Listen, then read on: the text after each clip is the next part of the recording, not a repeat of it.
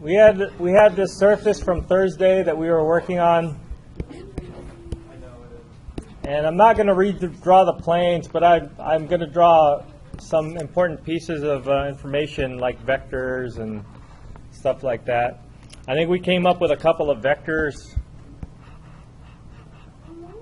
A blue vector going along the x, a green vector going along the y, and another vector that looked like it was perpendicular to the planes or to the surface, perpendicular to the tangent plane.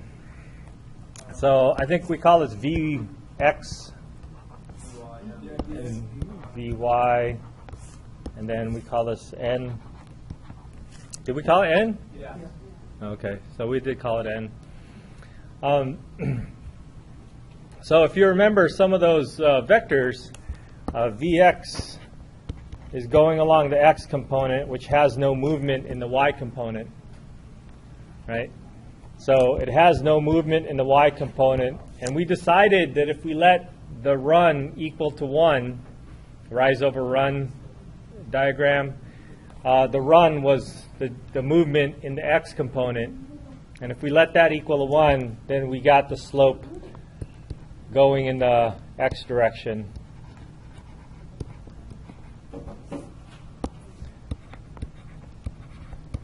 And then we had a similar situation in the y, where we have the slope in the y direction as the partial derivative with respect to x or with respect to y. So in that worksheet that I gave you guys, when I asked for one tangent line, you need a point and a direction. Remember that the point is the same x and y components, and then to find the z component, you plug it into the function. You plug the values into the function, and that's going to give you your z component of that point. So you have a point, and one of these two directions would work for a tangent line, a line that's tangent to the surface. Okay? And then I asked for the tangent plane, and then I asked for a normal line. That's a line perpendicular to the surface. Well, the normal line will just be going in the same direction as the normal vector. So if we know what the normal vector is, then that'll work. And I think, depending on how we crossed it, did we have a 1 or a negative 1 at the end? Remember? Do you guys remember? We had a 1 or a negative 1? We had a positive 1. So if the last component is positive, if the last component is a positive 1, then the first two components turn out to be negative. Or not negative, but the opposite of your partial derivatives with respect to x and with respect to y.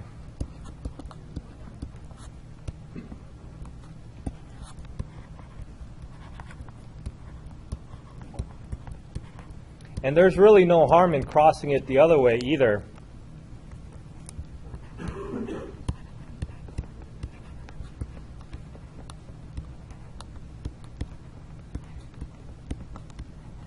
And if you do cross it the other way, we know it's anti-commutative. The cross product is anti-commutative, so you'll just get a negative of your result. So your normal line can have either one of these vectors and the same point passing through that point perpendicular to the surface. Okay? So this is kind of like the summary. And yesterday we were talking, what were we talking about yesterday?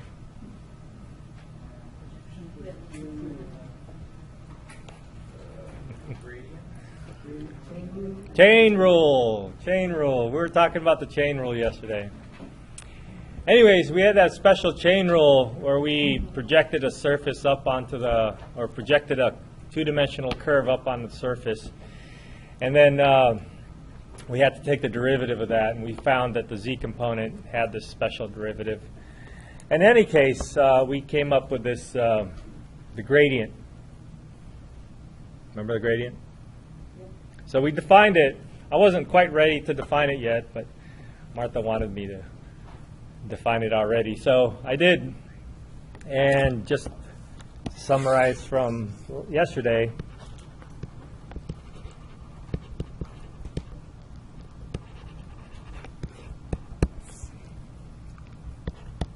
let's label it the gradient. And I want to make a point that this is for f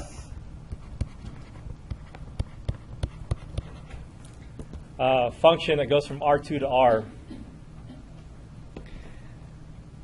That the gradient is going to be given by the first order partial derivatives. So it's denoted by this upside down triangle, and then the function f, and then this is equal to a vector. In the book and maybe in physics you'll see it with i's and j's, but I write my vectors with a little bit differently. So fx, fy, and then if you're going to input some values, then you would input some values. So we have this gradient. And if you look at the normal vector, not the whole thing, but some of it uses the gradient, right? So that's interesting.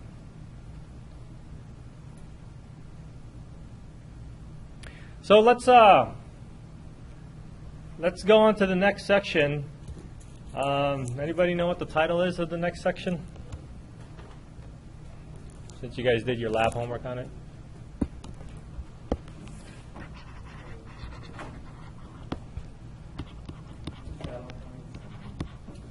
Not yet. That's the next section. What's 14.5? Oh, what's 14.6?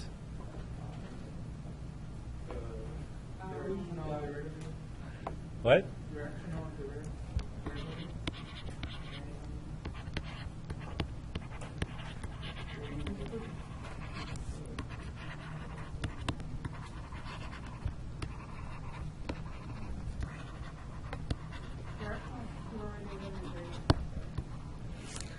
Directional derivatives and gradients.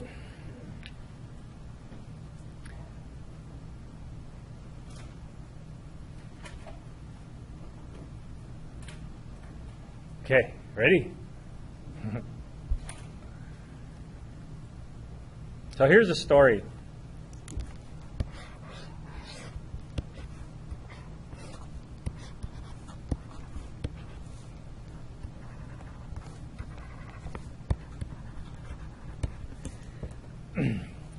Last time, we found the derivative going in the x direction, and we found a derivative going in the y direction, specifically going in the x and the y direction. So we cut it with a plane, and then we did some work on it, stuff like that. But in doing that, we're kind of restricting ourselves to just the x and just the y. So the question is, what if, for some reason, you might be interested in going a direction that's not the x direction or the y direction? So on your domain, we might be looking at this point AB, and then we might have a direction that's different from going along the x or going along the y. Right? So what we can do is we can do the same thing we did last time, which is to cut it with a plane, which is something that I'd be interested in doing. But I think let's see if we can approach this a slightly different way. And a slightly different way about approaching this is maybe, what if we take a look at this line as a two-dimensional curve, and then project that line up onto the surface. So you project this line up on the surface, so this is going to somehow pass through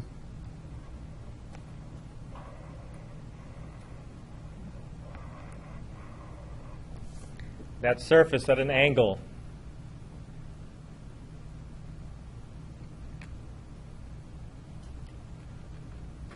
Right? Do you guys see the picture? And if I were to draw a plane here, would that mess you up? My plane would probably look something like this.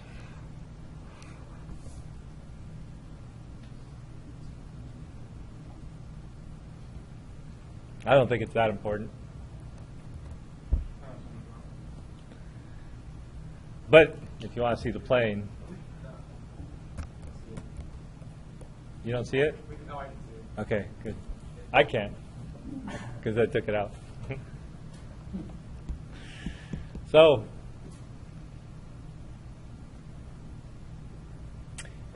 we're interested in slope, and usually we don't want to think about slope in 3 dimensions because slope is something that you would do in 2 dimensions. But if you imagine that plane again, you see it? If you imagine that plane again, then you can kind of see it, look at it from an angle where you're looking at it in 2 dimensions, right? Yeah, and then you see that curve out of that plane. So if I were to draw this plane, kind of like how I did last time, we drew those planes, and we have that curve over here. Now this is kind of weird now because I know that this is my z, but this is axis is neither x nor y. It'll be the direction that you're going in the AB from AB. So I think we need to define a direction here. Let's call the direction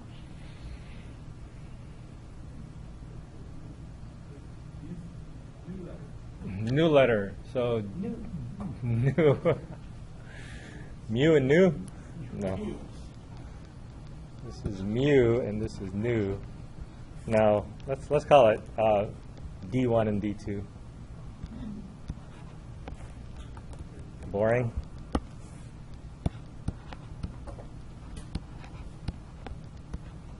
And we could think about this as a direction. And what we're interested in is the slope.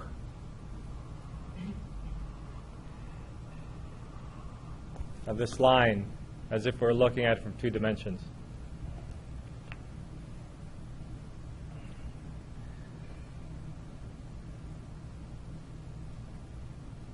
So at this point, we can say the slope is unknown.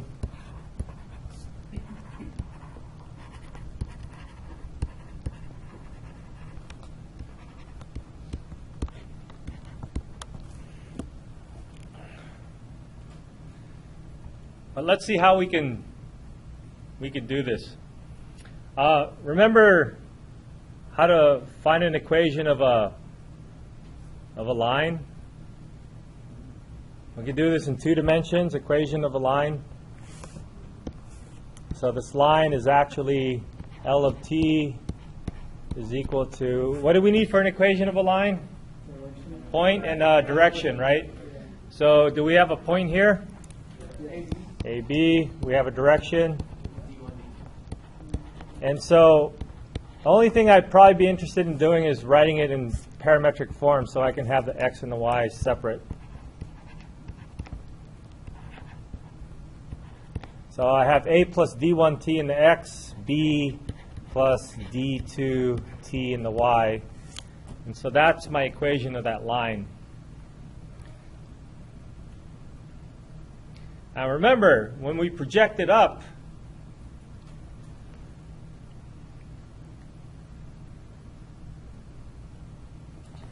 we can project this up here, and so now I have a new parametric equation vector. This has in the x component the x component of the line, and the y component, it has the y component of the line, right? Because that's the shadow on the xy plane. So it'll have the same x and it'll have the same y. But the z is what?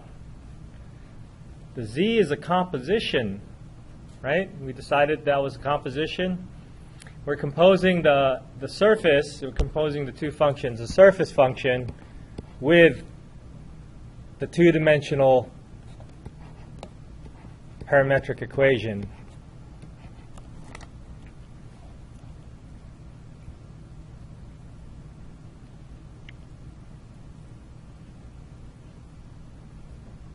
Does that make sense? This is an L with an arrow. Maybe L wasn't the best. I really should have used little r for this. This is an L. This is the same L over here. Trying to write my lowercase l so that it doesn't look like a 1 or an I or a straight line.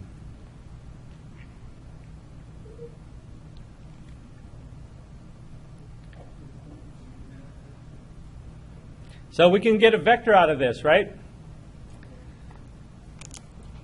So the tangent vector out of this, let's see, r prime, capital R prime of t, would be the tangent vector.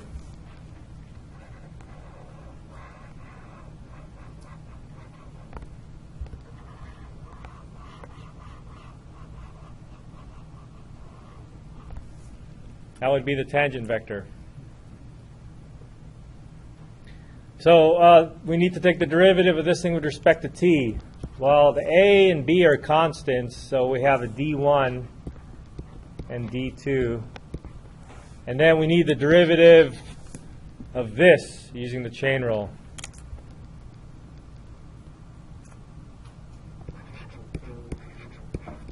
Yeah, so curly versus straight D. This is eventually a function of just t.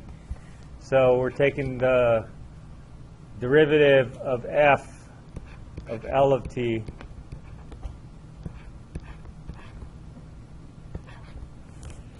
with respect to t.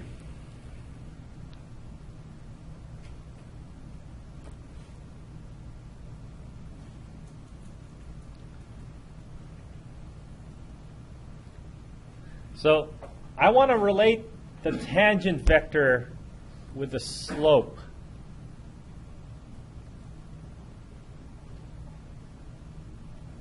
So the slope is rise over run.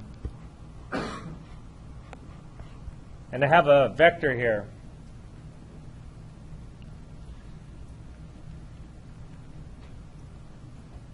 You understand where I'm at? You know what I want?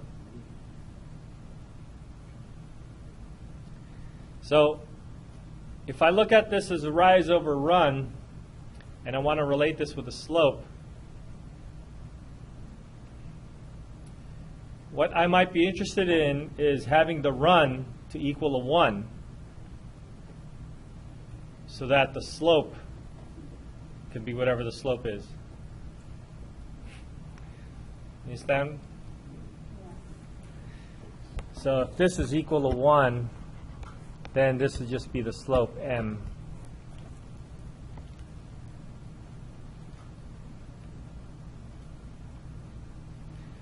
Well, m is just, if I can get this to equal a 1, then m is just going to be the change in z, right? So m, if I can get the slope, if I can get the run to equal a 1, then I can get my slope to equal to this derivative, d dt of f of L of t.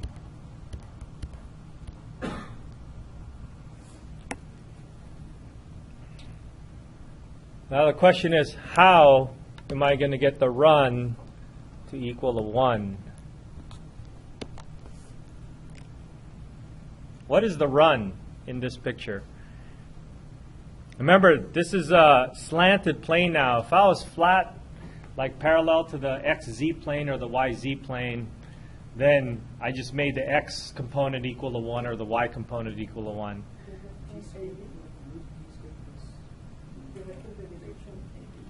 Direction, well, AB is the point. Not quite. It's the direction, Frederick.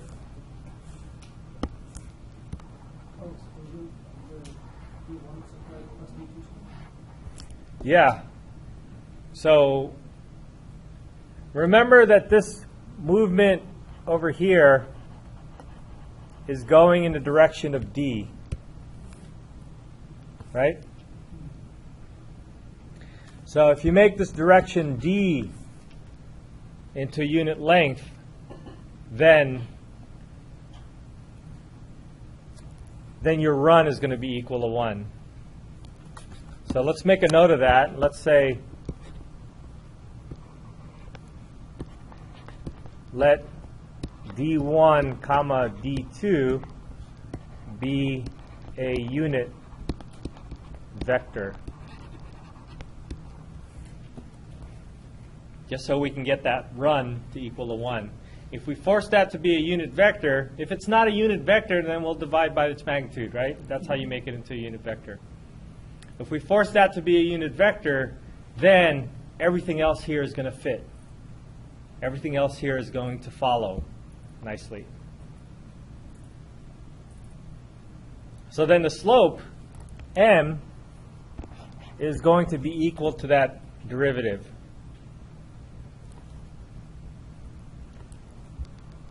Let's remember what we learned yesterday.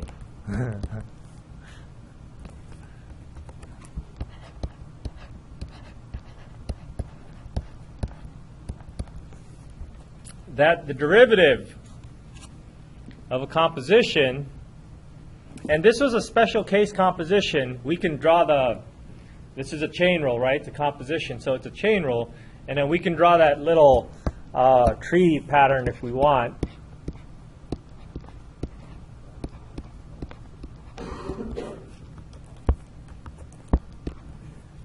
Right?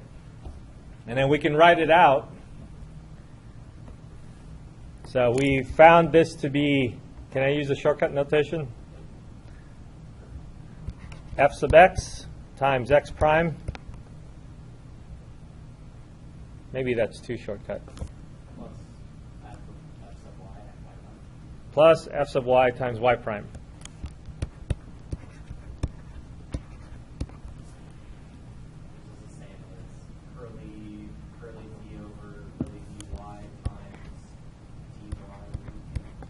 Well, this is the long formal Leibniz notation.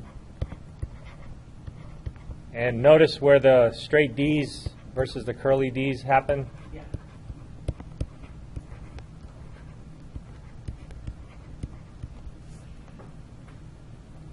Right? But remember, yesterday we took this apart. Do you remember that we took this apart? And what we did was we separated this into the gradient dotted with x prime, y prime.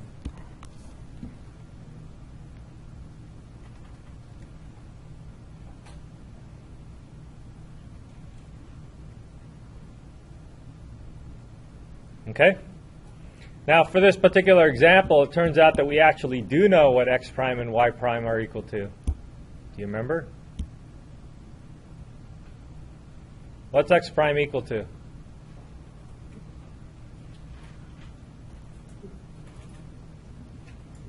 D1. D1. We did that over here, right? These are the derivatives of x and y, and then we just took the derivative of z with that composition. But x1 is d1, x prime is d1, y prime is d2.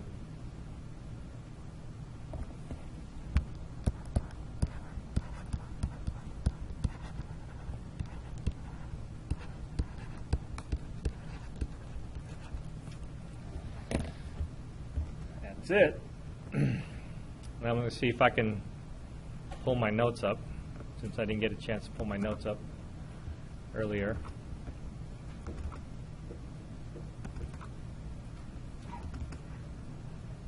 Oh, Word is probably going to crash.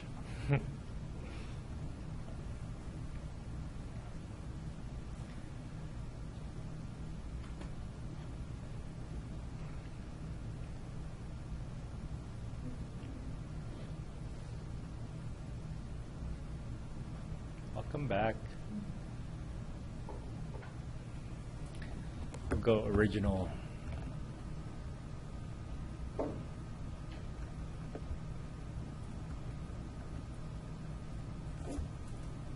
Oh, that's not it. Damn it.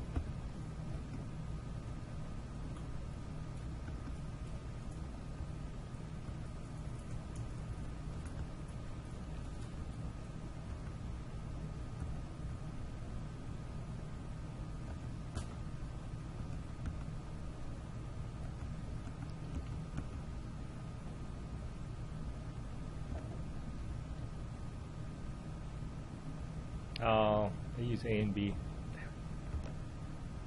Suppose I can change it. These are my notes after all.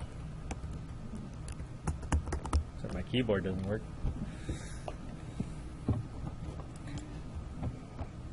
Got 101 problems.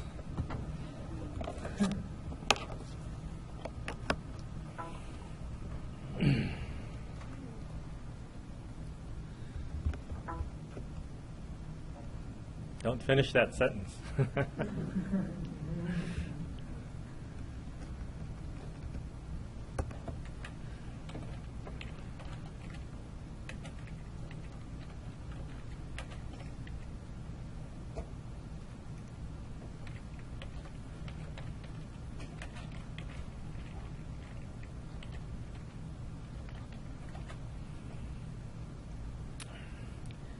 So, to go back on my notes, whoops,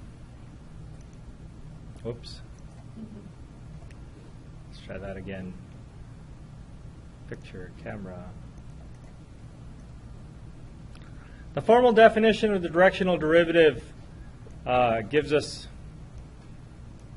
another limit, but I don't really care too much about this.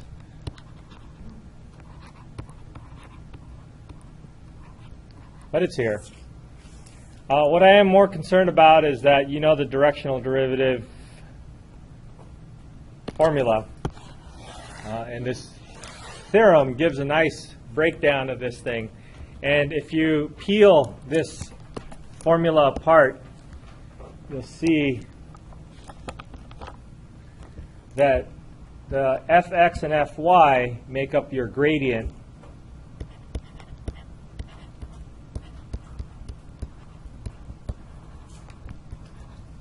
And then your directional derivative, provided that it's a unit vector. Remember, you want to make it into a unit vector. It's just going to be the gradient dotted with that unit vector. So really, it all becomes a nice, simple formula. But knowing where it comes from, I think, is important, because we're going to continue to dig into that idea where these partial derivatives will keep coming out.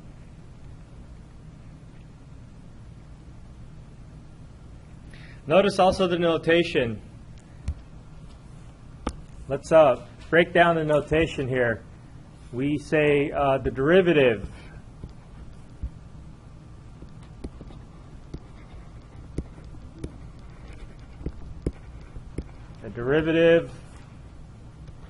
of f.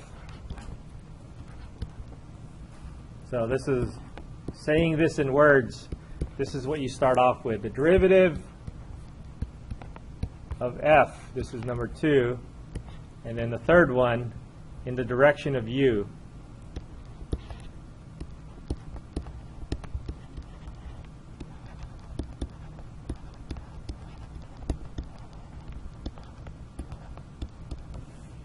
So the derivative of f in the direction of u, that's capital D, and then f, and then the subscript u. And then if you want a fourth one over here, evaluated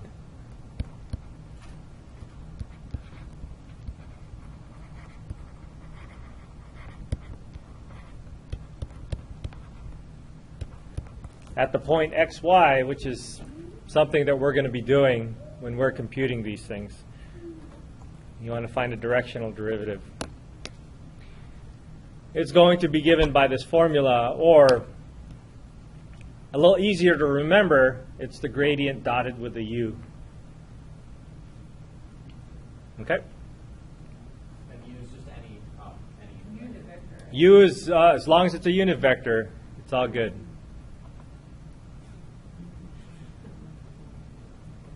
All right.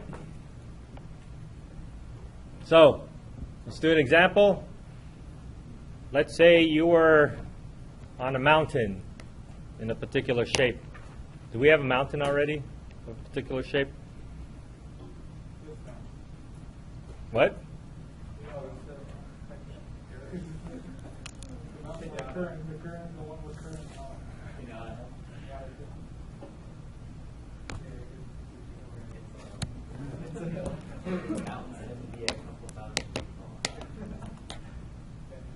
Maybe we can have a field trip.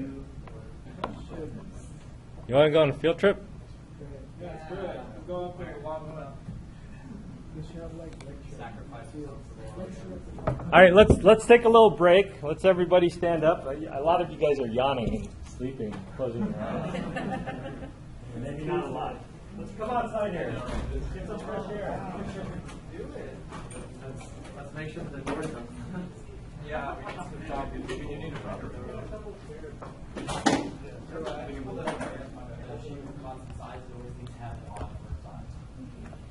Because of how it levels out. All right.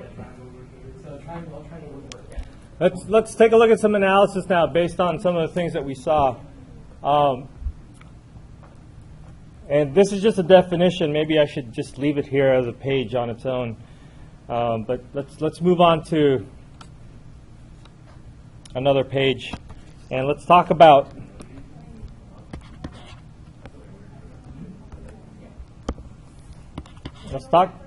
what? I mean, this is just the definition that we had from before. This is a gradient. Oh, okay, yeah. Sorry. Oh, and just wrote it with the I and J vectors. Same thing. So let me do some simple properties for the directional derivative.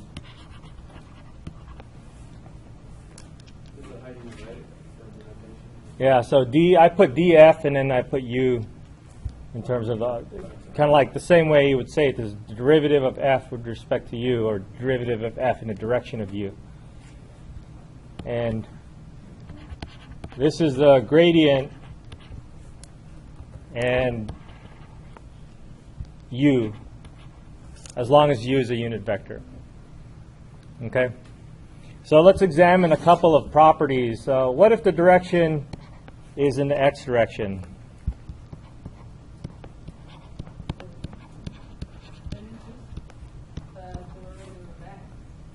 The derivative of f with respect to x. Sorry, that's what I meant. Yeah.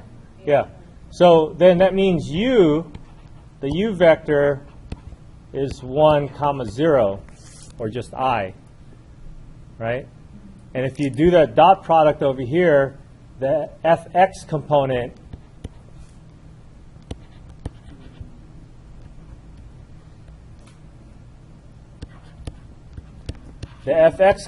would be multiplied by 1, and then the fy component would be multiplied by 0.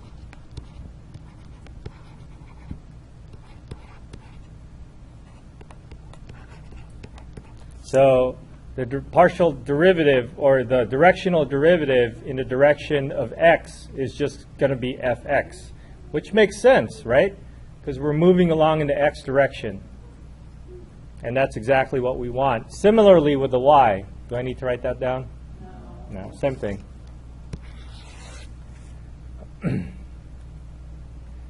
So now let's take a look at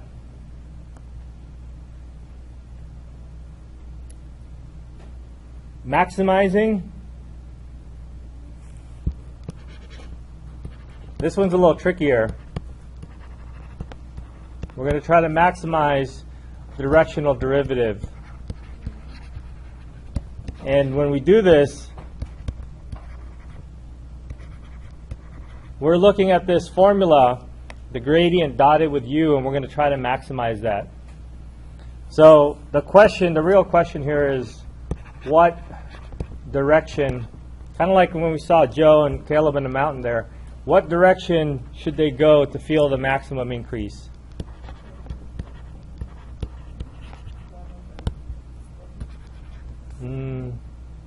We don't know that necessarily. What direction to go to get maximum increase?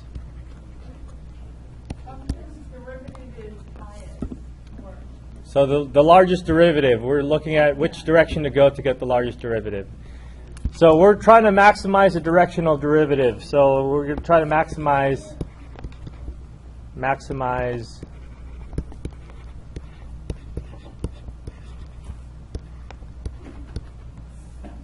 what is the variable here? What is it that we're allowed to change? X and Y?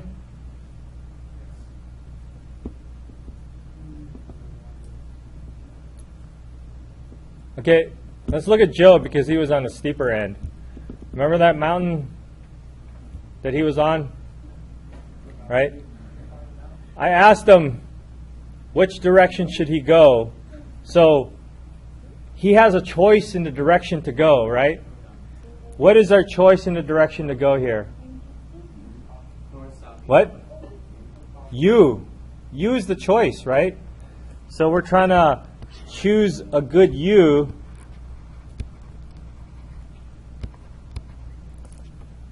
Choose the direction that's going to give us the fastest increase.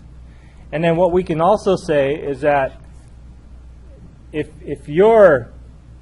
we know if he moved into X and moved into Y from wherever he was standing, that those derivatives will be fixed. So the gradient is fixed.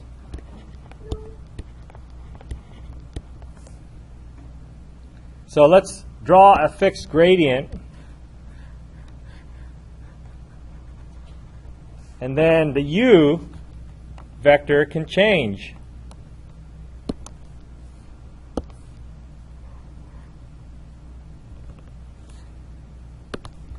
Turns out that we can, depending on the direction that he's going to move on that mountain, one particular direction will give him the maximum increase, right?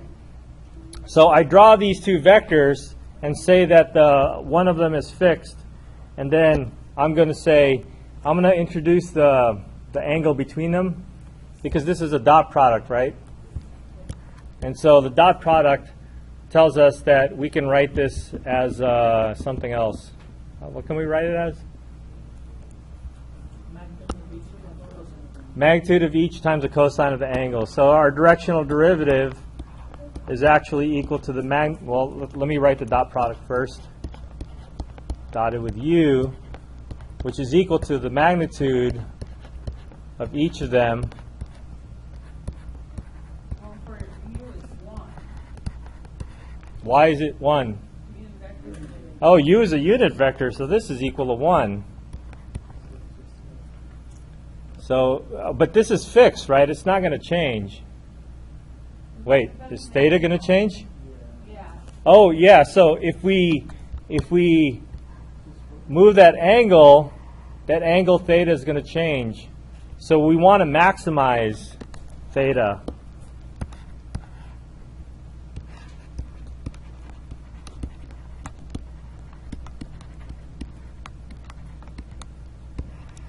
Cosine theta.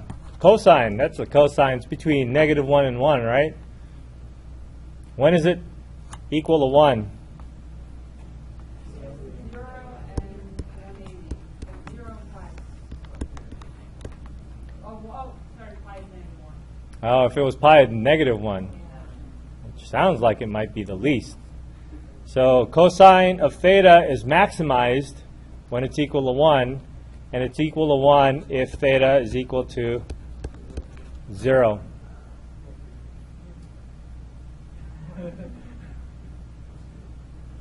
What does it mean if theta is equal to 0?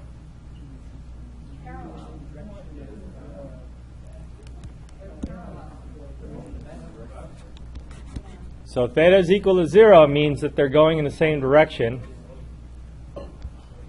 So we can conclude, this is our conclusion now, the directional derivative is maximized when the direction u is the same as the gradient.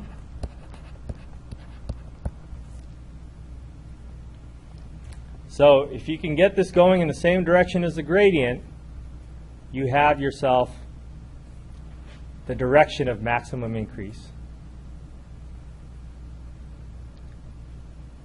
So when Joe was up on that hill,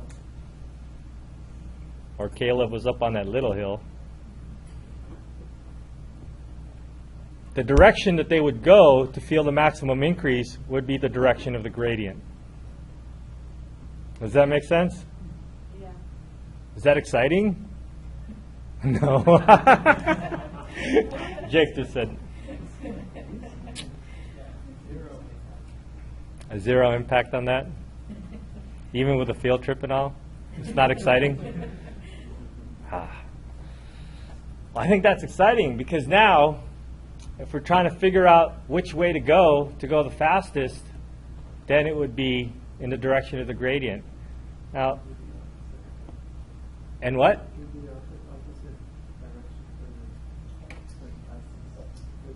The fastest decrease is the opposite of the gradient, so it'll just be the negative of the gradient.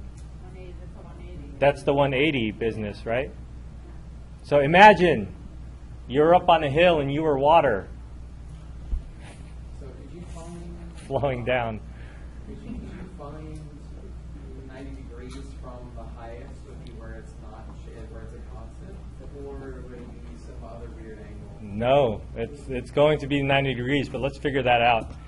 So we know, okay, this is one important property that I want you guys to remember, right, for the rest of your lives. The gradient is the direction of maximum increase, right?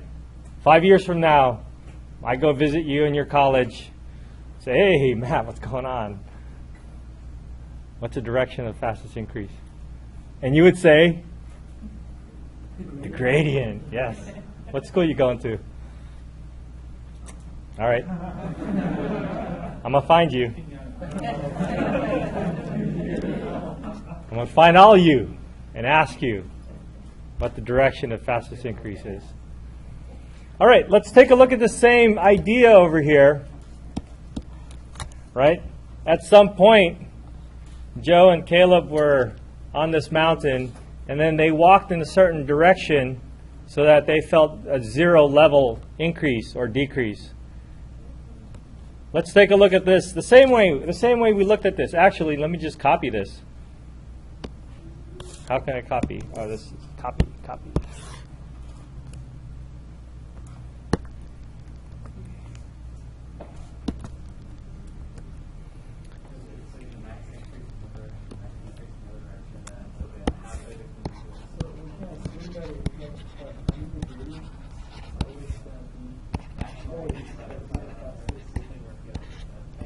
Yeah, so finding the gradient would tell you the direction to go the fastest.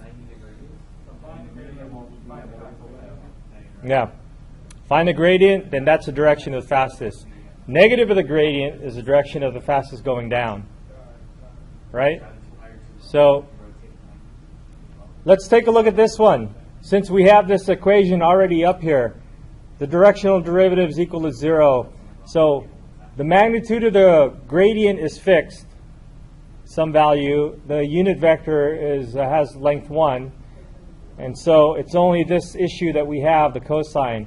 And when is the cosine going to equal to 0? When is the dot product going to equal to 0?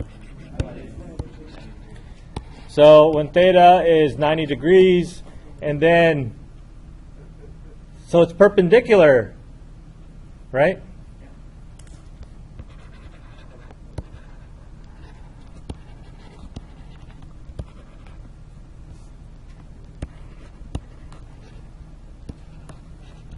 Perpendicular to the gradient. So now, this is so cool.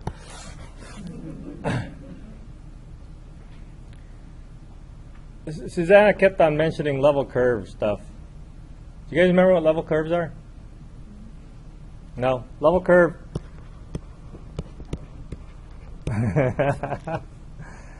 Level curve z is equal to some constant is a plane that's parallel to the xy plane that cuts the surface, right? So z is equal to a constant. So if you let f of xy equal to a constant, you're going to get a level curve.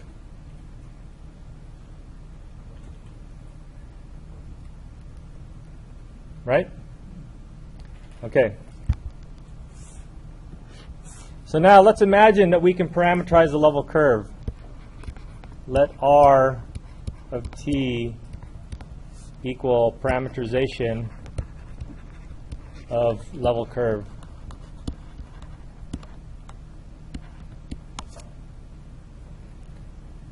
If I compose this with f, this is the z level of my curve. What should this equal to? What? It's equal to that constant, right? Because it's a level curve. It parameterizes a level curve, so when I put that into the function, it's always going to have the same height. Okay? So now, let's take the derivative of this. d dt of f of r of t. And we're back to the chain rule again. This is the gradient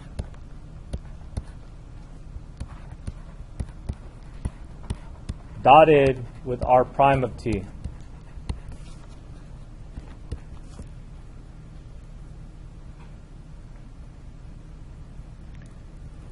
What's the derivative of a constant?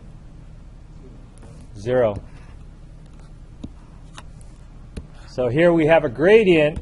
Here we have a direction going in the direction of a level curve. It's like a tangent or a velocity vector along that level. And what happens when you have a dot product? When you have a dot product and your answer is 0. Cosine is pi over 2, which means they're perpendicular. So the gradient is actually perpendicular to the direction of a level curve. So it's perpendicular to a level curve.